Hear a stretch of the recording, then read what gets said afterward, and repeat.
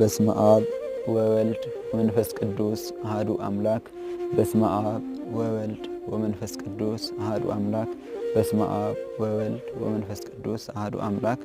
መቃ አባ ከን ኢልማ አፉራ ቁልቁሉ ዋቀ tokko kabajamtoota daawwattoota maatiiwwan foddaa daawwannoo Itoophiyaa akkam jirtan. Har'a qophii kanaan waa'ee bara Heenokii fi waa'ee sagalee ilaalla jechuu. Baay'inni sagalee qabxii cubbuudha.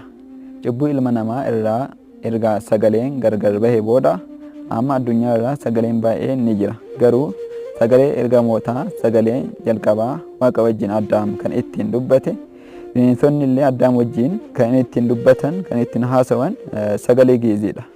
Sagaleen ilma namaa osoo addaan bahee booda ergamootni hafuura qulqulluun eebbifamanii sagalee addunyaa isaaniif ifa ta'ee addunyaa barsiisanii gara Waaqa tokko gara sagalee tokko fidanii turan. Ammallee ummata gara Waaqa tokko gara sagalee tokko gara dhugaa Waaqaa fiduuf sagalee hunduu ni fayyadamna jechuudha. Sagaleen keenya garaagara haa ta'u malee nuti tokkodha.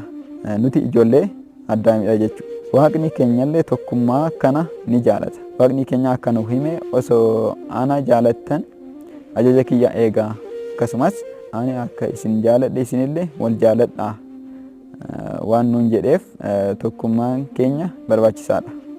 Ergannoo samii irraa dhufee ergannoo dubaroo Maariyaam Nigista Negistota Maariyaam Itoophiyaatiin himame booda barri Heenok sirrii ta'uu isaa namootni hubachuu akka jiran hin beekama.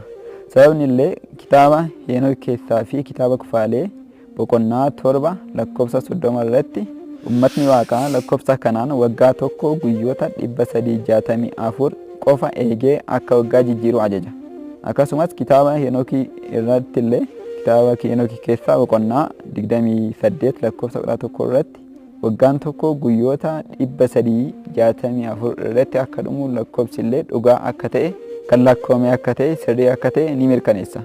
Ummatni illee dhugaa kana kitaaba qulqulluu irraa ilaalee waamichi kan Waaqaa ta'uu isaa hubachuu barbaachisaadha jedha. Har'aaf beeksisa fi gabaasa kiyya asirratti xumura.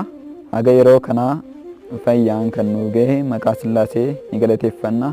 Haadha Waaqaa dubaroo Maariyaam galanni isheef haa gahu. ወስብሐት ለእግዚአብሔር ወለወላዲቱ ድንግል ወለመስቀሉ ክቡር። ይምሃረነ ወይሳሃለነ በርትዕት ተዋሕዶ ሃይማኖት ያጽናነ ለይኩን።